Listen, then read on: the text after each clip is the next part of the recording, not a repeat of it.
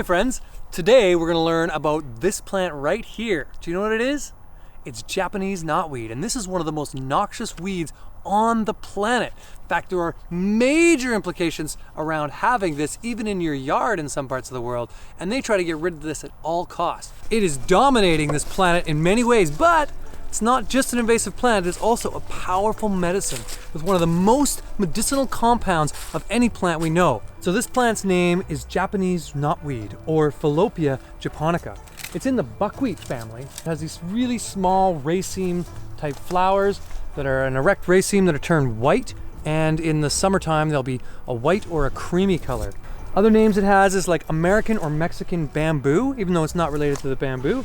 And some people think it looks kind of like a sorrel or a rhubarb. Not related to either one of those, but that can commonly be mistaken when we find this plant. It also goes by many other common names, including donkey weed or elephant's ear, even though it's not really like the other classic elephant's ear. There aren't any flowers yet, but these flower pretty early in the spring, and one of the best things about that is that they're really beneficial for helping the bees collect nectar. Once these shoots come up, they'll have this white creamy flower head that is a great supplement for bee nectar. And these are actually have been used in Japan and in China for thousands of years. In fact, this is considered a mountain vegetable in Japan and was highly prized as a food. Now, it's not one that you can eat just as is. It's got a fibrous outer layer. So once these get up, I'll pull one here. It's not quite at that stage. Oh, but they would peel back the shoots of these, and it's kind of just a little young, but they'd peel back this outer shoot, and then they'd either paraboil, which means to lightly simmer and cook off some of the medicinal compounds, and then turn it into a vegetable. This and the young leaves were commonly eaten as a mountain vegetable. Now, I wouldn't eat this plant just as it is like this. I might give it a little nibble to get some mouthfeel and a sort of a understanding of who it is and how it shows up. Just from the nibble, I can taste a lot of like sour compounds, which I know is going to be high in minerals and things like zinc, as well as some of the maybe the flavonoid type groups, as well as astringent compounds too. I know there's tannins in this plant. And I can use my mouth as a barometer to help gauge some of the chemistry that I find in a plant like this. Another way they would work with these is they'd pickle them. How we do this would be more with a magnesium chloride type salt, and the magnesium happens to bind to the oxalic acid, and that's the main kind of compound in here that we don't want to put in our body is high volumes of oxalic acid. We find this in a lot of wild plants, but one way to get rid of that is to paraboil this or pickle it with a magnesium salt. So anyway, this would be a classic vegetable that was commonly consumed throughout the Orient, high mountains down by the waters. It tends to grow where it can get wet feet. We're right by a pond here. We'll find this plant all around this type of landscape. We also see it near the ocean, near riverways, near any kind of creek beds. Literally, this plant can travel underneath a 4-lane highway and pop shoots back up on the other side. It can break concrete. This can eat at soiled areas where there's lots of rock. It has the ability to come into any kind of area where it's a little bit wet in this northern hemisphere and just take over the local landscape, provided it's kind of a temperate area. So especially places like England and here on Vancouver Island, this is considered a very invasive plant. In fact, in Australia, if they find this plant on your property, it is considered highly illegal, needs to be eradicated, and you can't even get a mortgage for a property that has Japanese knotweed on it. Can you believe it? The crazy thing about it to me is that this is one of the most medicinal plants that we know of around here. It has that compound in it called resveratrol, and not just a little bit of resveratrol, it's actually quite highly concentrated in the roots. Part of the reason it's so invasive is it's really hard to get rid of these roots. They're tough and fibrous, but it's all this intercambion layer that has high resveratrol in it. We call it reversidol because it has major implications in the body for reversing or helping with longevity, reversing all kinds of disease states. It's been used for things like diabetes, it's been used for cardiovascular health, it's been used for neurological function. Reversidol or resveratrol, even transresveratrol, is shown to be phytoestrogenic, helping with lowered estrogen in women, but predominantly the main thing we want to use this for is for increasing the antioxidant and antibacterial, antiviral compounds. In the last decade, because of the work of Stephen Buhner, who is a naturalist and herbalist who wrote a book on Lyme disease, as well as many other books on relating and connecting deeper with plants. But as of late, this herb here has gained a lot of fame because of that and because of its ability to help work with the Lyme disease. So if you want to check out more about that, check out his book on Lyme, but also check out any other work that Stephen Buhner does. He's an amazing author, has a lot of great content to share about deepening our relations with the natural world. But anyway, he brought this to light a lot more because of that. But you know, this has been used in China and Japan for over 2,000 years. So in Chinese medicine, Japanese knotweed is known as he suang, which translates into tiger stick or tiger staff, really synonymous with its ability to kill pain as a painkiller, remover of pain. But they also would use it specifically for bacterial infections, as well as fungal infections, for skin inflammation, and for cardiovascular health issues. Resveratrol, or as I called it, reversidol, has been shown to help reduce dementia and work with Alzheimer's, as well as help with things like Parkinson's. So there's a lot of science starting to come out around using this medicine for some of these kind of neurological conditions. Now it's all this orange layer where a lot of that resveratrol is found.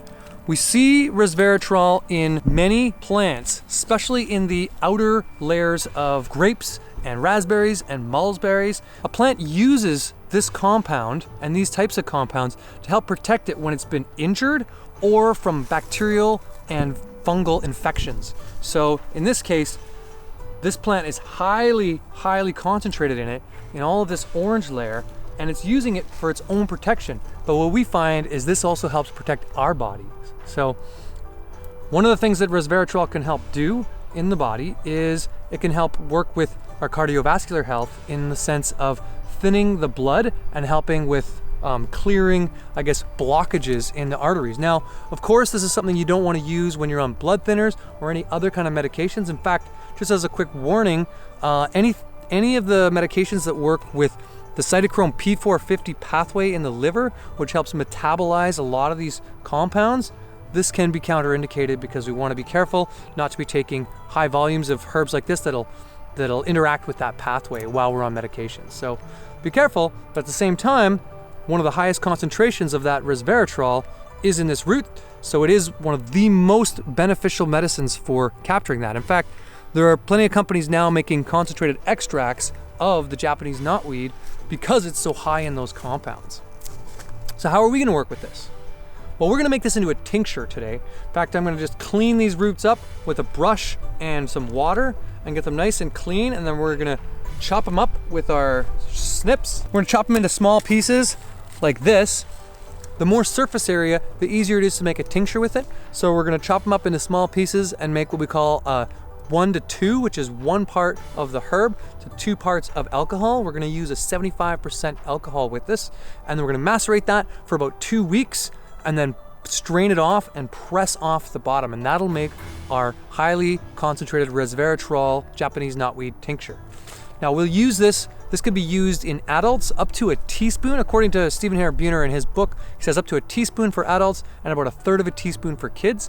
And the main thing that he suggests using this for is Lyme disease. And so I want to talk a little bit about that because this is one of these hard to understand diseases that most people who have it don't even realize they have it. And once they figure out that they do, it's even hard to convince some of the medical community as well as their family and friends that this is the reason that they've been feeling all these symptoms. So this is one of those herbs that could be really beneficial for that. In fact, it's shown to help eliminate the Lyme bacteria and pull it out of the nervous system. So that's one of the big benefits that this root has been used for, along with a whole lot of other herbs. So we wouldn't just use this on its own.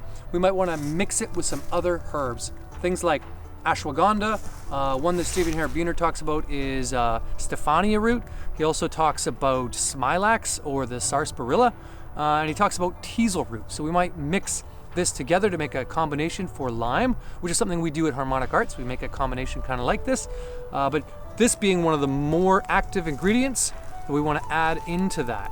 It's one of these I consider a doctrine of signature or correspondence of how we need the plants. We need plants like this in our lives. They keep showing up and popping up everywhere, and we commonly are trying to get rid of them, you know, with the aggressive aggro destroyer kind of mentality, which is ironic because it actually helps deal with that aggressive aggro destroyer mentality in our own bodies and our own minds. One of the ways I plan on using it a bit this year is I would like to pickle some of these stems. Now, my dad is all about pickling and fermenting, and not just farts, but actual vegetables. And it's something that I really started to glean off of him, is this idea of cultures culture their food, and how can we culture some of these foods. So I'm hoping to harvest a bunch of these this year and see if we can pickle them and make a nice tasty winter kind of pickled vegetable.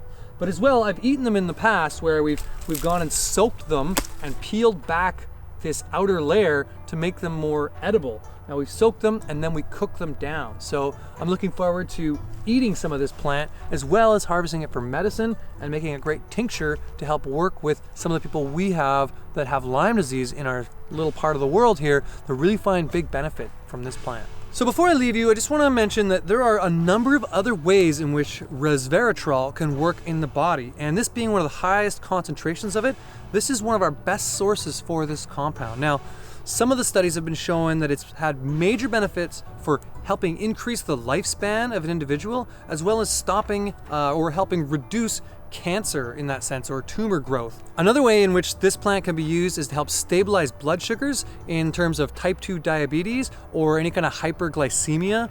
As well, it helps to work with oxidation of fats and fat metabolism, so something that could be maybe used in weight loss treatments. Of course, we want to consult a practitioner if we're working with this thing, and take it all with a grain of dulse, because this is not a magic bullet, but it can be one of those helpful things for encouraging better health in our body, especially when we're out of balance. As always, thank you for joining the Herbal Jedi on some herbal adventures, and we really look forward to some more videos with you. Please comment, share, let us know what you want to learn about plants this year, because we got a whole season and this is just the beginning.